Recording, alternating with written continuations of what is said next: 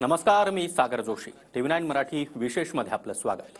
कैलास बोराडेला चटके दिल्याच्या प्रकरणात एक ट्विस्ट समोर आलाय. बोराडे मद्यधुंद अवस्थेमध्ये मंदिरात गेल्याचा व्हिडिओ जरांगेंनी दाखवलाय. तर मारहाण करण्याचा अधिकार तुम्हाला कोणी दिला असा सवाल लक्ष्मण हाके यांनी केलाय. त्यामुळे या प्रकरणाला आता वेगळं वळण आल्याचं पाहायला मिळतंय. पाहूयात एक रिपोर्ट.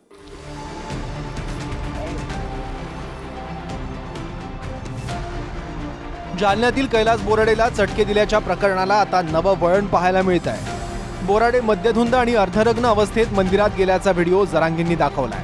तर बोराडे दारू प्यायला म्हणून त्याला चटके देण्याचा अधिकार कोणी दिला असा सवाल लक्ष्मण हाकेंनी या प्रकरणावरून केलाय. हिंदू धर्माच्या कुलदैवताची पवित्रता भंग करणं, तिथं नंदीच्या अंगावरती बसणं, नंदी देवाच्या अंगावरती बसणं, नंदी देवाच्या पाठीमागच्या बाजूला बसणं, पॅन्टीची चैन खोलणं, ते अश्लीलता केल्यासारखं तिथं करणं, हे 100% शोधून काढलं पाहिजे. पण हिंदू धर्माच्या दैवताला कलंक लागणाऱ्याला सुट्टी देता कामा नाही. जर हा अर्धनग्न अवस्थेत असं जरांगेंना वाटत असेल तर मग मंदिरामध्ये आपले पुजारी, आपले भक्त त्याची आराधना करताना फुल कपड्यामध्ये असतात का? बरं, त्यानं तसं केलंय असा यांचा आरोप आहे. म्हणून त्या कैलास बोराडेला तप्त लोखंडी रॉड, लाल बुंद रॉड घेऊन त्याला जिवे मारण्याचा अधिकार तुम्हाला कोणी दिला? तुम्ही पोलिसात तक्रार दिली का? तुम्ही त्याची टेस्ट घेतली का? कायदा हातात घेण्याचा अधिकार तुम्हाला कोणी दिला? हाके ज्या कैलास बोराडेची बाजू घेत आहेत त्याच बोराडेनं तो व्हिडिओ माझाच असल्याचं उत्तर दिलंय. व्यसन म्हणून नव्हे तर प्रसाद म्हणून दारू प्यायलाचा अजब दावाच या बोराडेनं केलाय. त्यावेळेला दारू पिलेले होते तुम्ही का? कसं नाही, दारू नव्हतं.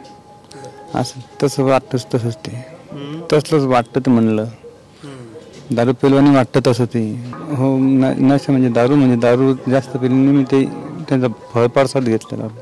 कोणाचा? ते फळ त्यांचा प्रसाद म्हणजे महादेवाचा प्रसाद म्हणून तुम्ही थोडीशी दारू पिली होती? व्यसन म्हणून पिले, दादा प्रसाद म्हणून पिले. हो. कैलास बोराडे प्रकरणात भुजबळांनी जातीयवाद आणल्याचं म्हणत जरांगेंनी हल्लाबोल केलाय. कोणतीही घटना घडली की त्याला जातीयवादाच्या नजरेतून का बघता असा सवालही जरांगेंनी केलाय. महापुरुषांची विटंबना करणाऱ्यांना आणि देवदेवतांची विटंबना करणाऱ्यांना मकोका लावला पाहिजे. विधिमंडळाच्या या अधिवेशनात मकोकासारखा नवीन कायदा आणला गेला पाहिजे अशी मागणी मनोज जरांगेंनी कैलास बोराडेंच्या प्रकरणावरून केली आहे. इथून पुढं महापुरुषांची, देवदेवतांचा अशी जर काही विटंबना झाली, काही बोलले तर डायरेक्ट यांना मोक्याखाली घेतलं पाहिजे. सगळ्यांना कुणी विटंबना केली, महापुरुषांची असो किंवा देवदेवतांची असो, त्याला मोक्याखाली घ्यायचं आणि कायम जेलमध्ये सडवायचं त्याला. ही कायदा नव्यानं पारित या अधिवेशनात सरकारनं करावाच. दरम्यान बोराडेला चटके देणाऱ्या नवनाथ दौंडने ठाकरेंच्या शिवसेनेचा तालुका प्रमुख पदाचा राजीनामा दिलाय. बोराडेला चटके दिल्याप्रकरणी नवनाथ दौंड आणि त्याच्या भावावर पोलिसात गुन्हा दाखल आहे. तर उद्धव ठाकरेंनी दौंडची हकालपट्टी केली पाहिजे अशी मागणी लक्ष्मण हाकेंनी केली आहे. नवनाथ दौंडनं अल्पसंख्याक समाजावर हल्ला केल्याचा व्हिडिओ स्वतःकडे असल्याचा दावाही हाकेंनी केला. या संपूर्ण प्रकरणानंतर अनेक संतप्त प्रतिक्रिया देखील उमटू लागल्या आहेत. नेमका प्रकार काय घडला होता त्यावर एक नजर टाकूया. चटके दिलेल्या बोराडेचा अजब दावा. जालन्याच्या अनबा गावात कैलास बोराडेला लोखंडी सळीचे चटके देऊन जबर मारहाण झाली. 26 फेब्रुवारीला महाशिवरात्रीच्या दिवशी संतापजनक प्रकार घडला. Video viral.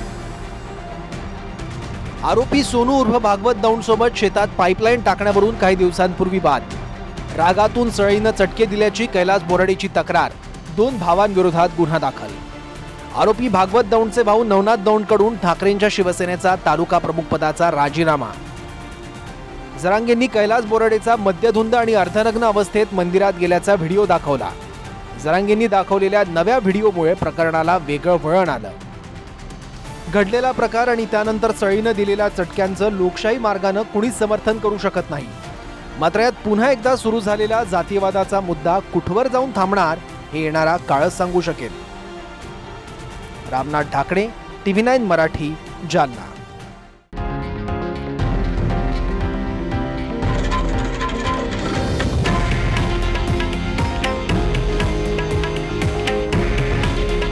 हे आहे देशातील नंबर 1 न्यूज नेटवर्क आणि आपण पाहत आहात TV9 मराठी. काळजी तुमची, हित महाराष्ट्राचं.